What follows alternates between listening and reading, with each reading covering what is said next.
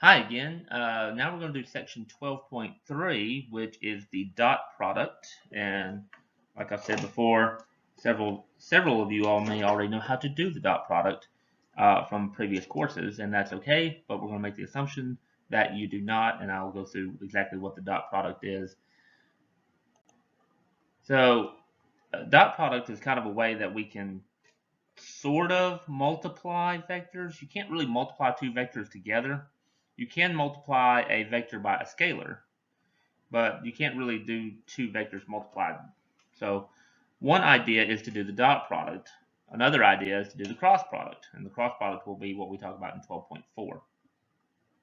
So the definition of the dot product is that if you have two vectors, like vector A is A1, A2, A3, vector B is B1, B2, B3, then the dot product would be taking the first two components, multiplying them, taking the second two components, multiply them, and the third two components and multiply them. One thing you want to note here is that this dot product is a scalar, not a vector. So you will just get a number for your answer for the dot product. You will not get a vector. And so a couple of properties, a few properties, is that if you dot a vector with itself, you actually get the same thing as the magnitude squared. It doesn't matter about the order. A dot B and B dot A are the same, just like with multiplication. You can do A dot B plus C and kind of sort of treat it like distributing the A on each one. You could do the same sort of thing with a scalar with a C. Or if you multiply the zero vector, or not really multiply, but if you dot the zero vector with the vector A, you will get the number 0 across the board. And so add all those zeros up, you get 0. So that's just a few properties. So this says, which of the following expressions are meaningful or useful or not meaningful and pretty much useless? So if you were to dot A dot B, and then say you're going to dot C after it, this doesn't mean anything because A dot B is just a number. And you can't dot a number with a vector. So that's not possible. This is useless. It doesn't tell you anything. Whereas A dot B, and then you have the C out beside it, that C is bold. It probably shouldn't be bold. That's just a number multiplying here. Just treat this as a number. So pretend like that's not bold. But A dot B, well, I guess technically you could just have it as a vector as well. Doesn't really matter. Either one would be meaningful. The A dot B would be a number, and then you could multiply a scalar number on a vector, either one. So this is meaningful. This is something that you can use. The magnitude of A is a number. B dot C is just a number. And that's just a number. And I learned in the 3rd grade that you can multiply two numbers together. So this one is okay. This is meaningful. The bottom one underneath that, part D, B plus C is a vector. And A is a vector. And if you can dot a vector and a vector together, that one's okay too. So we're doing pretty good there. Letter E says that you are dotting two things and adding a vector to it. Because this is a number, I can't add this number to a vector. So this one is useless. And likewise on F, B plus C is a vector, but the magnitude of A is a number, and I can't dot a number with a vector. So this one is also useless. So you have to be careful on your notation. Some things mean things, and some other things don't mean anything at all. So let's actually find a couple dot products here. If I do A dot B, and I have vector A is 5, -2, and B is 3, 4, then I'll have A dotted with B, to be 5 times 3. You multiply the first ones together, and you add that to the second ones together. Negative 2 times 4. So that's 15 minus 8, which is 7. So my dot product is 7. Ooh, I don't know why it drew 2 lines in between there. Let's try that again. I'll say it again. Then my dot product is 7. There we go. That looks a little better. Let's do the one below that. This one's a 3 component vectors. So if I do A dotted with B, I would have 4 times 6. I would have 1 times negative 3. And I have 1/4 times negative 8. This would give me 24 minus 3 minus 1/4 of 8 would be 2. Negative because of the minus signs on there. And so that would give me the number 19. 24 minus 5 would make 19. Now you can do this with numbers, but you could also do it with letters if you wanted to. So for instance, here we have P, negative P, and 2P, and 2Q, Q, and negative Q. So if I did A dotted with B in this case, I will have P times 2Q plus negative P times Q plus 2P times negative Q. That is 2PQ minus PQ minus 2PQ. So the first one and the last one actually cancel. This is just negative PQ. And that would be my dot product. If we did it with IJK notation, what you're doing is multiplying the numbers that have the I's on them, and then the ones that have the J's on them, and then the ones that have the K's on them. So if I dotted A dotted B here, I would do the 2 on the I times the 1 on the I on vector B. I would do the 1 on the J with the negative 1 on the J.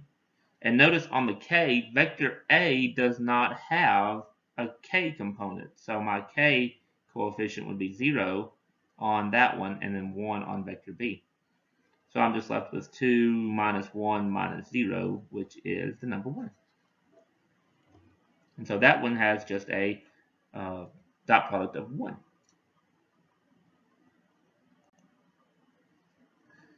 Now you can find the angle between two vectors as well using a dot product. If I know the angle between two vectors and their magnitudes, that would give me the dot product.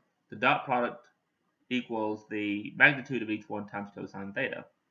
Or if you wanted to divide by the magnitude, you would end up with the corollary that says the angle between two vectors is the dot product divided by the magnitude multiplied. This corollary, this part here, will get used far more than the theorem, but I'll show you an example using the theorem in just a minute. And if two vectors, if you take those two vectors and dot them together and you get 0, then the two vectors have to be orthogonal. So orthogonal, that's a fun word to say. Orthogonal. So that means they're at 90-degree angles. Or you could say perpendicular. It's just that people don't usually say perpendicular in calculus or higher. They say orthogonal. But they mean basically the same thing. But I'll show you that using the theorem 3 up there at the top first, and then I'll show you some problems using the corollary where we can want to find the angle itself. So using the theorem, if I want to find A dot B, I know that A dot B is the magnitude of A times the magnitude of B times cosine of the angle. So my magnitude of A is 7, my magnitude of B is 4, cosine of my angle is 30 degrees. 30 degrees is something that's on the unit circle, so we can find out that pretty easily. This is 28 times root 3 over 2 for the cosine of 30, or that is 14 root 3. And that would be the dot product between those vectors. But like I said, most of the time you're not using the formula this direction. Most of the time we're actually looking for the angle when we do this formula. Okay, here's a triangle looking thing. It says you have vectors u, v, and w that are making up this triangle, and you know that u is a unit vector. Can you find what u dot v is and u dot w is? Notice u is a unit vector, but these little slash marks that are on the triangle tell you that all the sides are the same length. So they're technically all unit vectors. And if you have a triangle that has all the same lengths all the way around, then you also know that each one of these angles had to be 60 degrees. So the angle between u and v is 60. So I could use that formula and say that u dot v is the magnitude of each one, the magnitude of u, times the magnitude of v, times cosine of the angle between them. So the angle between them is 60 degrees. Since they're unit vectors, I get 1 times cosine of 60, which is 1/2.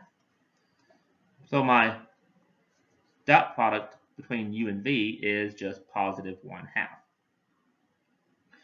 Now, if I did the dot product for u dotted with w, though, I would have the magnitude of u times the magnitude of w times cosine of, it's not 60 degrees, because u to w, notice this spot right here, it's initial point to terminal point, and then it's initial point to terminal point.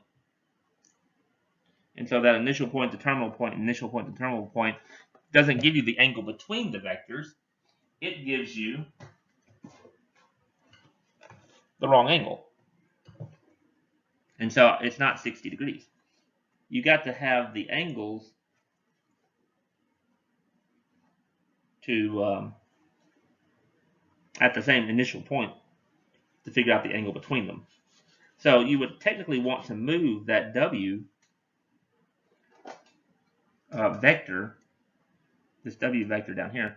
If you were to, let me stop drawing all over the screen. Sorry about that. Get this part off here. If I was to move that w vector so that the initial points were at the same spot, I could move that vector up here, say.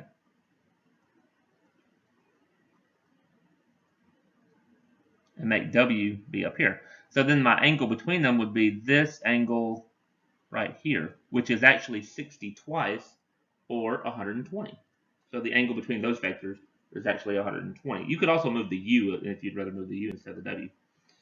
But either way, you get a 1 and a 1, and cosine of 120 is negative 1/2. So its vector dot product would be negative 1/2. So hopefully that makes sense. You have to go from the two initial points at the same spot to figure out the angle between them. Okay, this says to find the angle between them, so we're going to take our formula and kind of use it the other way as the corollary way. Find the angle between the vectors, first as an exact expression, and then as an approximate answer to the nearest degree. So, I would use the formula that cosine theta is a dot b over the magnitude of a and the magnitude of b. So my a dot b here would be 4 times 2 plus 3 times negative 1. And on the bottom, I have two different square roots.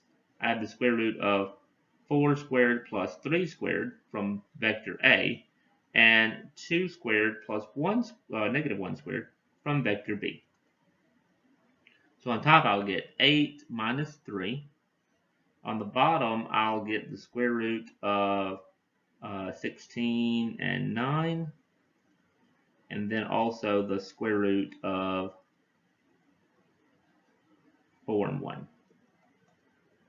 So I get 5 on top, the square root of 25 on the bottom, and the square root of 5. So actually, the square root of 25 is 5, so those actually cancel each other off. So I'm just left with 1 over the root 5. That is cosine of the angle, though, not the angle itself. And so my angle theta is cosine inverse of 1 over root 5.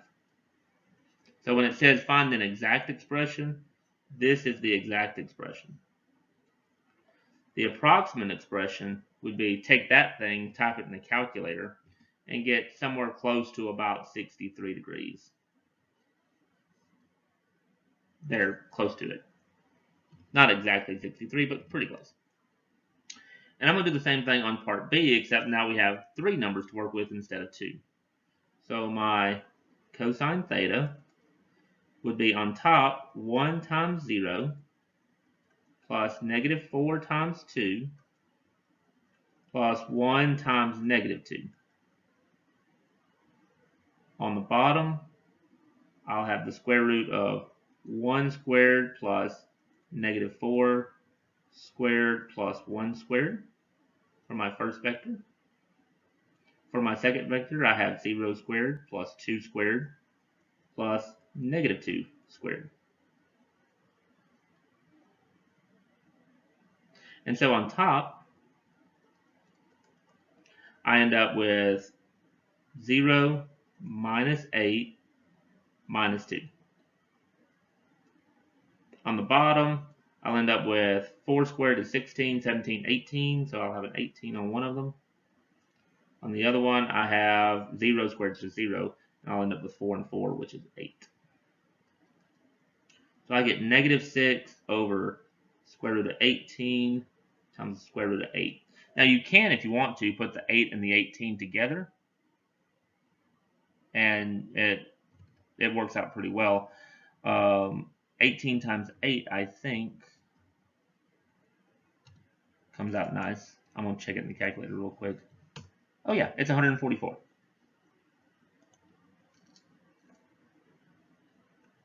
I thought it was. I just didn't want to be stupid and say it was wrong. And I can do the square root of 144. That is 12.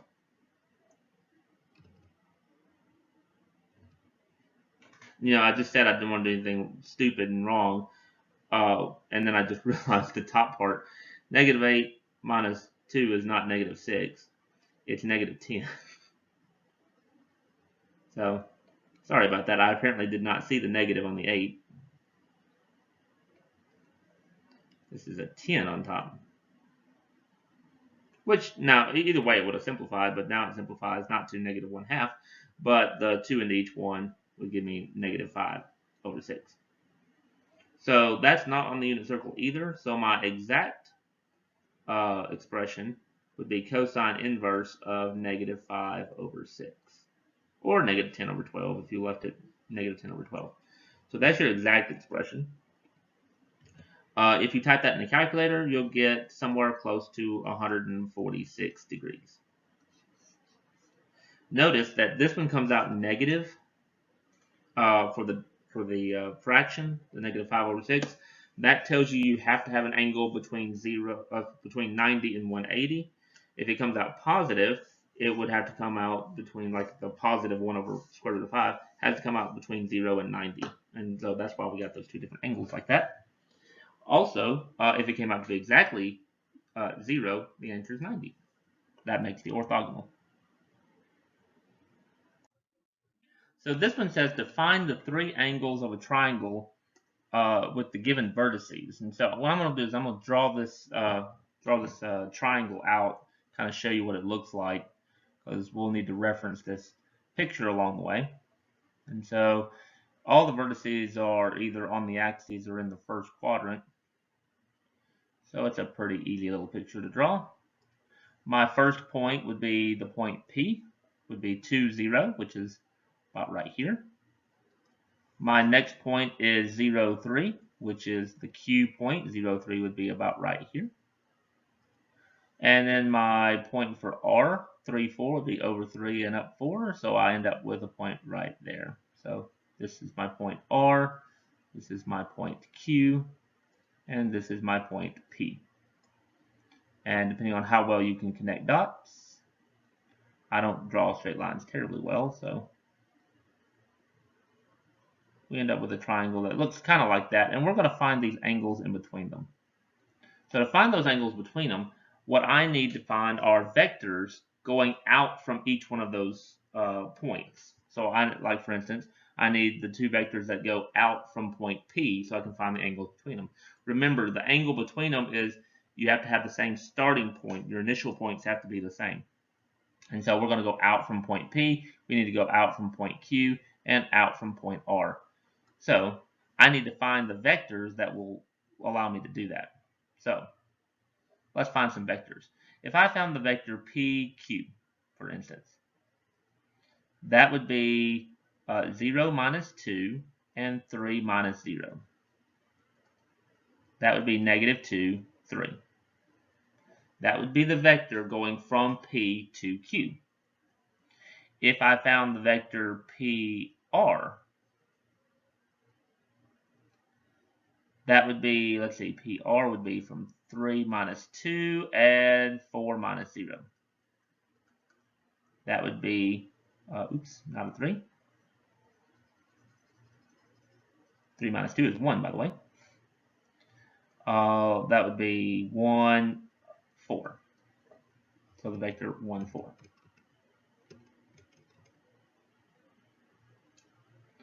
And so that vector would be the vector going from P up to R.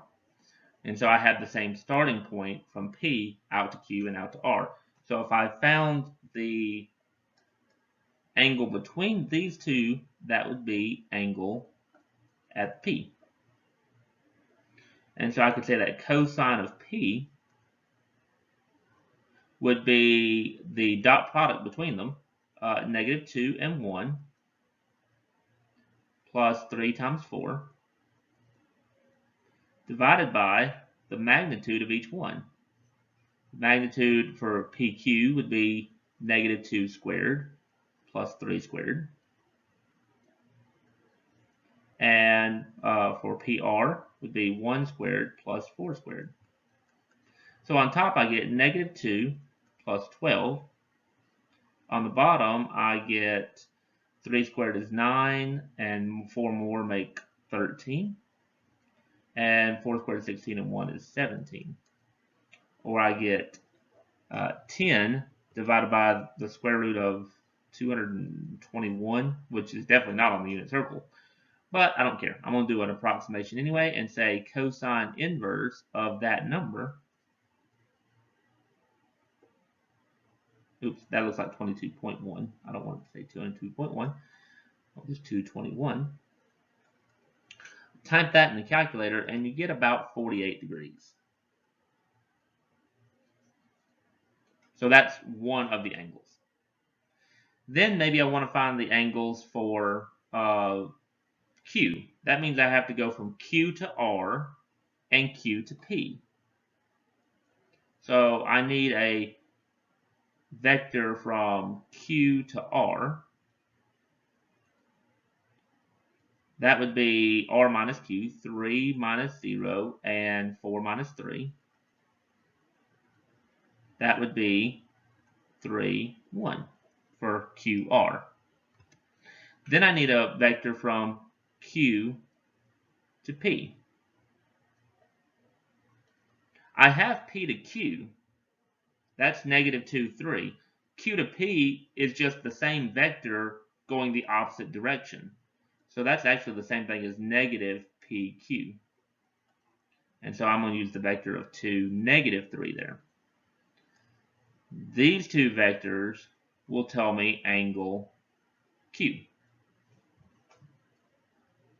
And so I could say that cosine Q would be, doing the dot product, 3 times 2 plus 1 times negative 3 divided by, let's see, the first one, 3 squared plus 1 squared for the magnitude of QR, and then for the magnitude of QP, I'd have 2 squared plus negative 3 squared. Notice the magnitude of QP and the magnitude of PQ are actually both going to be square root of 13. And so we'll have 6 minus 3 over 9 plus 1 is 10, and the other one is 13. So that's 3 over the square root of 130. Again, don't really know what that is. Don't really care either because I'm just going to type it into the calculator. And you're going to get an angle of somewhere close to 75 degrees. It's not going to be exactly 75, but it's pretty close. Now, we don't have to do the same thing to get R because you might remember that R, since it is a triangle, is just going to be 180 minus 48 minus 75. Because every triangle only has 180 degrees. So if you subtract those, you get 57 degrees. Or somewhere thereabouts. And that's how you would find all three angles in the triangle with the vertices. Hopefully that makes sense. Okay, determine whether the vectors are orthogonal, parallel, or neither. So what you're looking for is orthogonal just means that A dot B is 0. So if you can find that your dot product is 0, you're orthogonal. Parallel in this section, now there's multiple definitions for parallel, and we'll see the other one in the next section, but parallel in this section means the vectors are constant multiples. So the vectors have to be multiples of each other. And neither just means it's not one of those two things. And so if I found the dot product, now first of all, I would check to see if they're multiples of each other. If you go from 3 to 6, you multiply by 2. If you multiply 9 by the same 2, you don't get negative 2. So they're not parallel.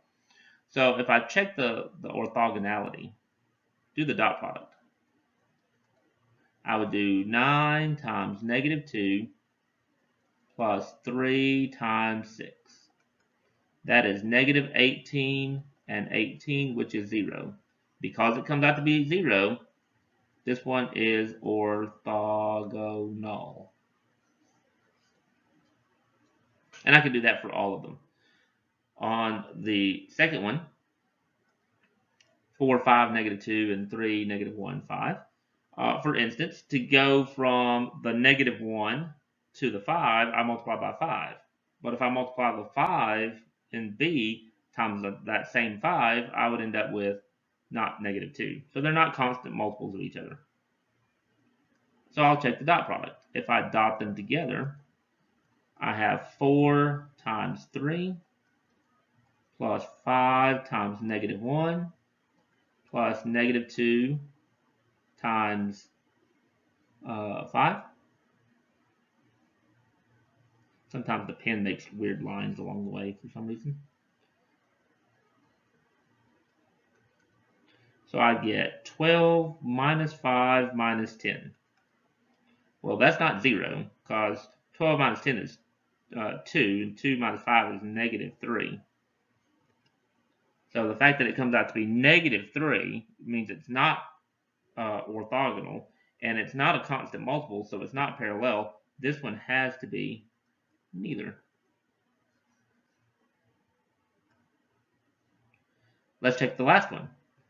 If I went from, say, the J has a 1 or negative 1 in front of it on A, it has a 9 on it in front of B. So I multiply by negative 9 to go from the J component on A to the J component on B. So if I multiply the first one, the 3, by negative 9, I don't get 5. So it's not a constant multiple. So let's check the dot product again. I would get 3 times 5, multiply the numbers with the i's. Then I multiply the numbers with the j's, negative 1 and 9. And I multiply the numbers with the k's, 3 and negative 2. That is 15 minus 9 minus 6, which actually is 0. That makes this be orthogonal. Anytime you get 0, they have to be orthogonal. So hopefully that was pretty good. Use the vectors to decide whether the triangles with vertices of these 3 points is a right triangle. or yeah, so one of those angles is a right angle. Now, there is not a good way to look at this and say which angle should you check. So if I went from P to Q and then P to R, I would be checking angle P. If it comes out to anything other than 90, well, then I just have to do a different one. And so maybe I go from Q to P and Q to R to figure out what Q is. If it comes out to 90, that's great. If it doesn't, then I have to keep going. If I don't find it all three times, then none of it is right angle. It's not a right triangle. Here, one of these is a right triangle. One of these will give you a right angle. Which one? There is no reason for me to decide to do Q first. But I'm going to do Q first because Q is the angle with the right angle on it. So I'll just show you how that works. So I need the vectors from QP and QR to give you angle Q. So Q to P and Q to R. So Q to R means I start with R and subtract Q. That's 6 minus 2.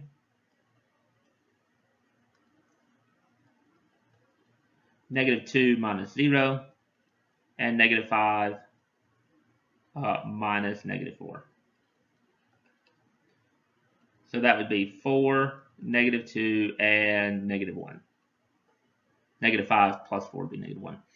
QP means I am doing the P minus the Q. So I have to do 1 minus 2, -3 minus 0, and -2 minus -4. So that would give me -1, -3, and 2. If I found the dot product between these two angles, or between these two vectors, if that comes out to be 0, then that means it has to be a 90-degree angle. So if I do the dot product between those two things, if I dot -1, -3, 2, dotted with 4, -2, -1, I'll get -1 times 4. I'll get -3 times -2, and I'll get 2 times -1. That is -4. That is a +6 and a -2. -4 plus 6 is 2, -2 is 0. So because the dot product came out to be 0, that means that angle Q is a right angle. Because if it comes out to be 0, it's orthogonal. Orthogonal means perpendicular, it's a right angle.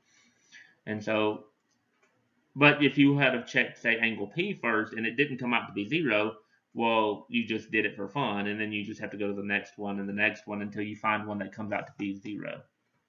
I kind of cheated. I already knew it was going to come out to 0 if we picked Q first, so that's why I picked Q. On the homework, I suggest trying Q first. This one says find a unit vector that is orthogonal to both I plus j and I plus k. So I need to find a unit vector that is orthogonal to both.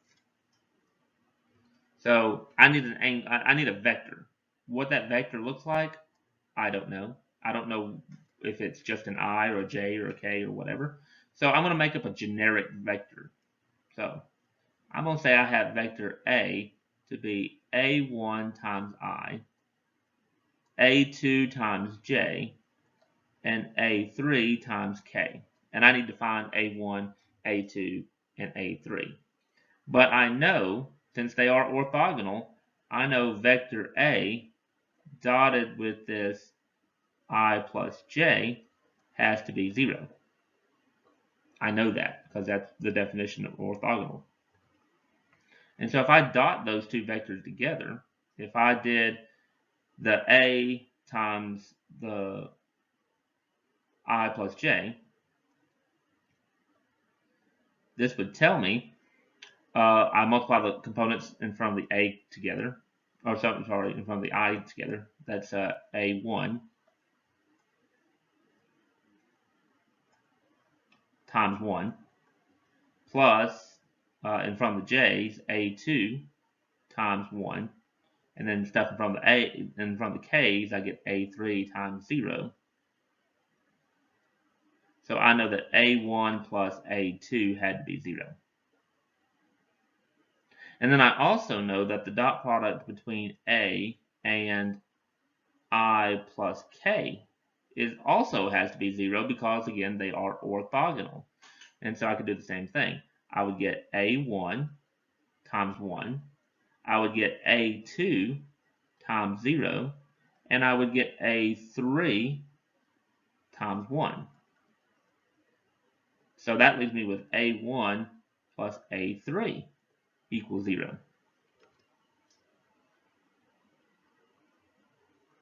So hopefully that's not too bad so far. Now, I could say subtract those two equations, the A1 plus A2 equals 0 and the A1 plus A3 equals 0. If you subtract them, I would get another equation. So sticking these two together, if I subtracted those two, I would get that A2 minus A3 is 0. So I know that A2 and A3 are the same thing.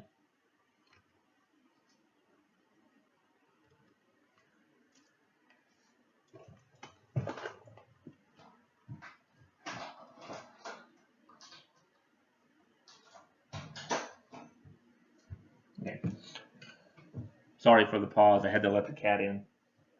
So anyway, so if you subtract them, you get A2 minus A3 is 0. So A2 and A3 have to be the same thing.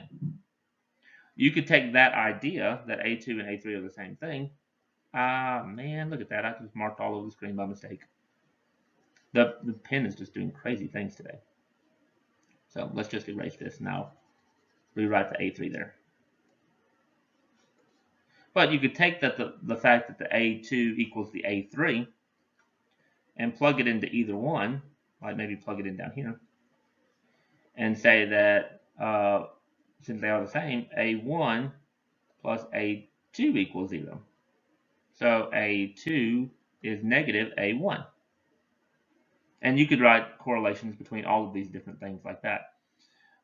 Since A2 and or you could do the same one from up there as well. Doesn't really matter. I didn't notice that, but you could just take that first one and subtract it across. So A3 or also A3 equals negative A1. So our generic version of our vector A, if I wrote it all in terms of, say, A1, for instance, I would have A1 I. Well, A2 is negative A1, so I have a minus A1J, and A3 is also negative A1, so I get a minus A1K.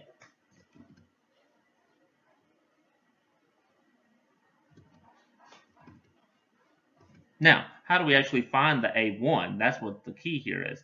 Well, we can find the A1 because this thing is a unit vector. And since it's a unit vector, well, I could just take those values, find the magnitude of that, and it be equal to 1. So the magnitude of A has to be A1 squared, negative A1 squared, and negative A1 squared. That has to be 1. So I'll end up with A1 squared 3 times. So I'll get 3 A1 squared.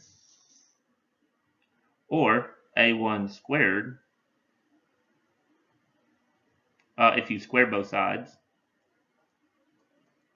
will give you just a 1. So A1 squared equals 1/3. So A1 had to be either plus or minus the square root of well, 1/3 or 1 over square root of 3. So you either get plus or minus 1 over root 3. So you actually end up with two different A vectors that you could find. So either you could say that vector A is 1 over root 3, the positive one, and then the minus on the other one will give you a minus 1 over root 3, and a minus 1 over root 3 on the K. Or you say it's the negative root 3, or negative 1 over root 3, and you'll end up with a negative 1 over root 3, and the rest of them will be positive. And it doesn't matter which one it is, because one is just a constant multiple of the other one. It's the same vector, just one's going one direction and one's going a different direction. So it just depends on which direction you need it to go. But that would be the vector A, whether it's going one direction or the other direction. It doesn't really matter. Okay, this says find the acute angle that lies find the acute angle between the lines. I read it wrong, sorry. Find the acute angle between the lines. So we have these two lines, 2x minus y equals 3 and 3x plus y equals 7. What I suggest doing on this one would be to solve this for like what you would have seen back in like college algebra, for instance. Get the y by itself. So if you subtract the y over and the 3's over, you could rearrange this to say that y equals 2x minus 3. And you could make the other one say that y equals negative 3x plus 7. I have found in the past people just like that idea. Now, the slope of your line, like here the 2 and the negative 3, you need a vector to represent that. And so the easiest one would be, for this first one, I'm going to pick a vector of 1, 2. Because remember, your slope is your y over x, and then your vectors, you can treat the first component like your x and your second component like your y. So I just need two numbers that divide b over a to come out with 2. So I want to use 2 and 1. You could use the 4 and 2 or 6 and 3 or whatever numbers you want to divide to get up to 2. And same thing on the other one. If I pick a vector b, I need two numbers to give me a negative 3. So I'm just going to use 1 and negative 3. I think that would be the two easiest things. Then I have two vectors that I can find the angle between them. And so my angle, my cosine theta, would be the dot product between them. So I'm going to do 1 times 1 plus 2 times negative 3. Divided by the square root of 1 squared plus 2 squared for the first vector, and 1 squared and negative 3 squared for the second vector. So I get 1 minus 6 on the top. On the bottom, I'll get 5, and 3 squared is 9 plus 1 is 10. So I'll get a negative 5 on top, and a square root of 50 on the bottom. Now you may not notice it, but that square root of 50 and that 5 on top, this is a value from the unit circle. It just doesn't really look like it, because 50 is 25 times 2. So this is 5 root 2, and the 5's cancel. So I could get that cosine theta equals negative 1 over root 2, or negative root 2 over 2 if you rationalize it. That is an angle from the unit circle. Now, when you find the angle between vectors and such, you're only looking at angles from 0 to 180. So you might find multiple locations on the unit circle where cosine is root 2 over 2 with a negative in front, but you only want the angle between 0 and 180, and that would be the angle at exactly 135 degrees.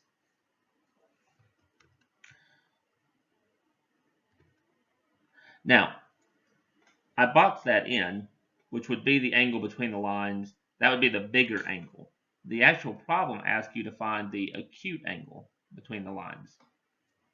The acute angle means it has to be between 0 and 90. So keep in mind, when you're graphing your two lines, you'll have a line and a line.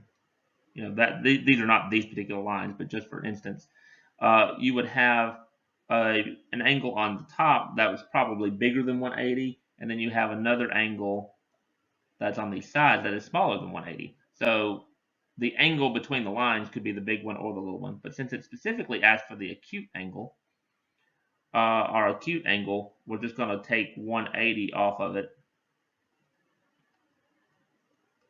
and come up with a 45-degree angle. So this is the angle that they actually want, the 45 degrees. That's the acute angle between the lines. If they wanted the obtuse angle between the lines, it would be the 135. So hopefully that makes sense. Okay, let's talk a little bit about direction. The direction angles of a non-zero vector are angles alpha, beta, and gamma that are between 0 and 180 or 0 to pi, doesn't matter. And so to find those particular direction angles, we would take each component of our vector and divide it by the magnitude. So cosine of alpha would be the first component, the A1, divided by the magnitude. And then cosine beta would be the second component divided by the magnitude. And then the third and the magnitude for gamma. So if a vector has a direction angle of alpha being pi over 4, beta being pi over 3, we're asked what is the third direction angle for gamma. And so we're looking at trying to find that third one. Now, one thing to notice here is that if you were to do them all together, cosine the alpha, cosine the beta, cosine the gamma, if you square them and put them all together, you will actually end up with 1. You'll end up with your definition of your unit vector. Because across the top, you'll end up, if you do cosine alpha, cosine squared alpha, cosine squared beta, cosine squared gamma, if you square it, then you'll get A1 squared on top, and you'll get A2 squared on the second one, and A3 squared on the bottom. And on the bottom, you'll get the magnitude squared. So you'll actually end up with ending up getting that unit vector part. So what we could say is that the cosine squared of alpha and the cosine squared of beta and the cosine squared of gamma has to be 1. And then I can just plug those values in. I would get cosine squared of pi over 4, cosine squared of pi over 3, plus cosine squared of gamma equals 1. Cosine pi over 4 is the root 2 over 2, and I would square that. Cosine pi over 3 is 1/2, and I would square that. So this gives me 2 over 4 plus 1 over 4. So I get 3 over 4 plus cosine squared gamma equals 1. And so cosine squared gamma would be 1 minus 1/4, or sorry, 1 minus 3/4, which would be 1/4. Square root both of them. And I'd get that cosine of gamma would be plus or minus 1 over square root of 4 would be 2. And so cosine is 1/2 at pi over 3, and it's negative 1/2 at 2 pi over 3. And since both of those are actually between 0 and pi, you could count both of those for answers. So one thing to keep in mind is if you square them all and add them, it has to come out to be 1.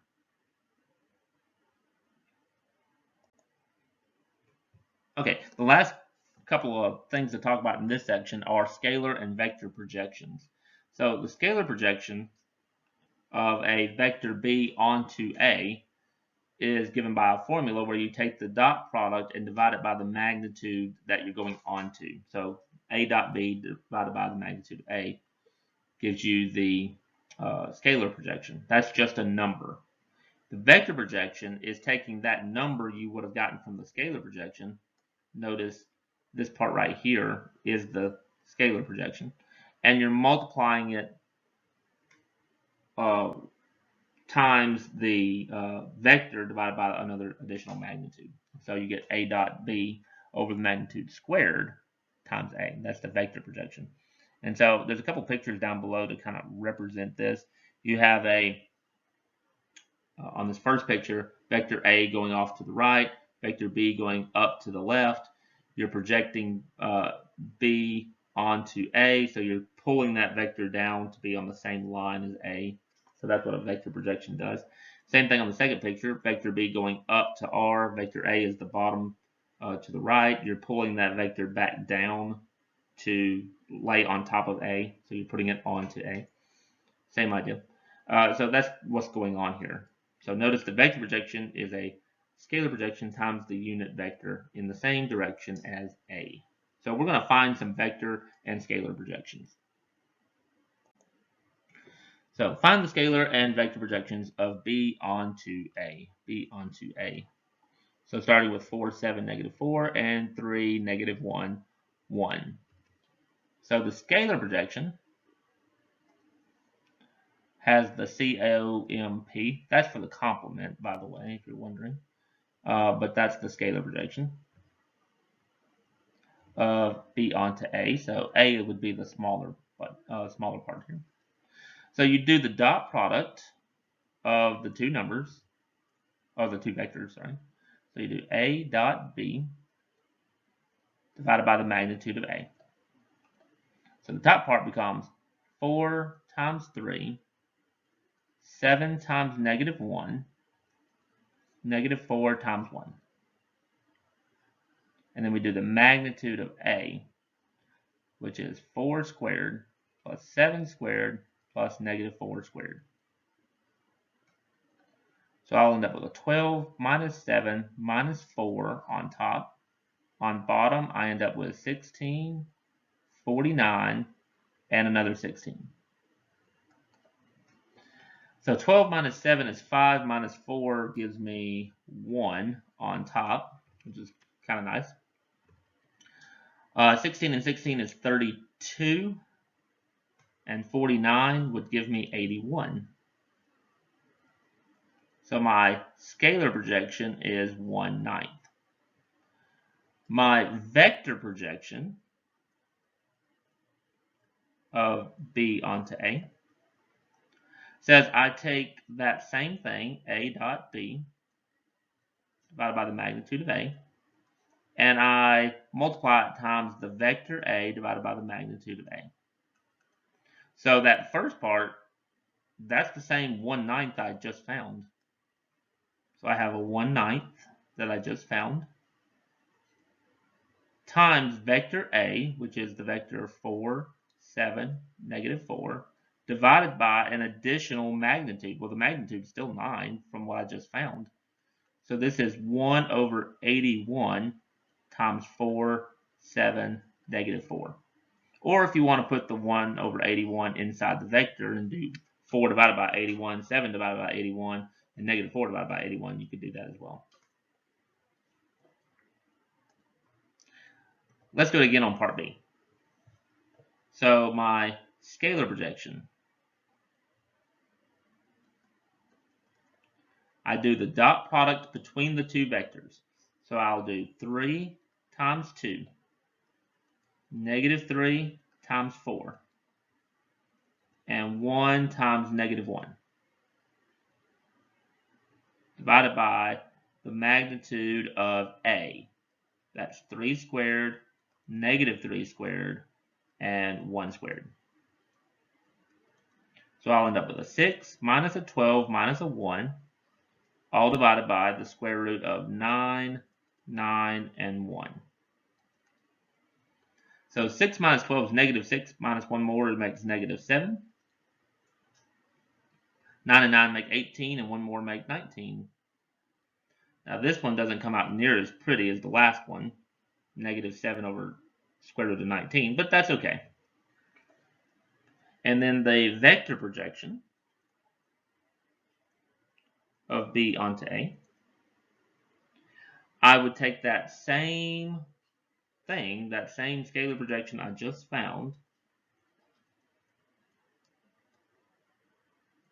and it gets multiplied times vector A, which is the 3i minus 3j plus k, divided by the same magnitude, which is still square root of 19.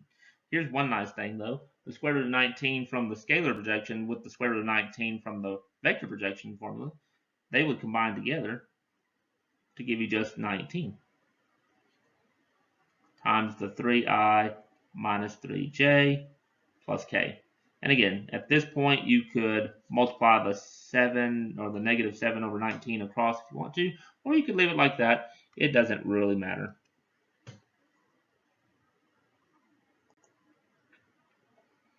Okay, this one says, if you have a vector A being 3, 0, negative 1, can you find vector B so that the scalar projection of B onto A equals 2? And you actually can.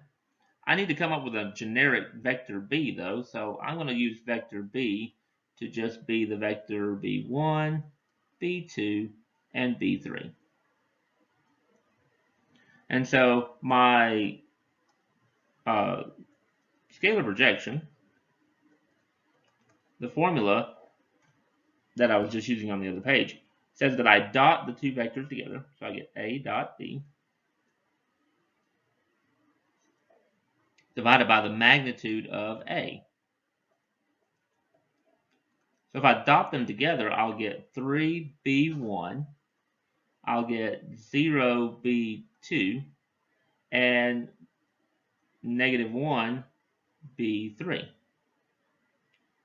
over the magnitude of A, which is 3 squared plus 0 squared plus negative 1 squared.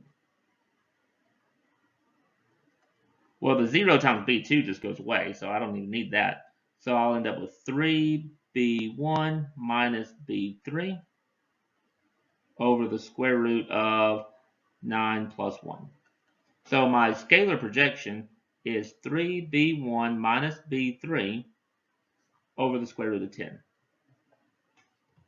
I need that to be equal to 2.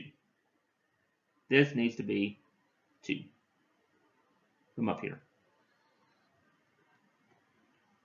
And so can I solve those to find out what those would be? Well, one thing I could do is multiply the square root of 10 onto the 2. So I could write this as 3b1 minus b3 is 2 root 10. That's a possibility. And I could solve this for b3 and say that 3 times b1 minus 2 root 10 equals b3. Now, that's about as good as you're going to get, though. You can't get it to be a certain number. But remember, it doesn't have to be a certain number. Because if a vector works, a constant multiple of that vector may also work as well. So it's the fact that not necessarily a constant multiple working here, but you might have different numbers in different spots that will still make it be a scalar projection of 2. So what I would say is that our vector B needs to be based on certain numbers. B1 could be anything. So this could be B1. B2 could be anything because B2 got multiplied by 0. So it doesn't matter what B2 is, it'll go away anyway. But B3 needs to be 3 times B1 minus 2 root 10. Where B1 and B2 are just real numbers.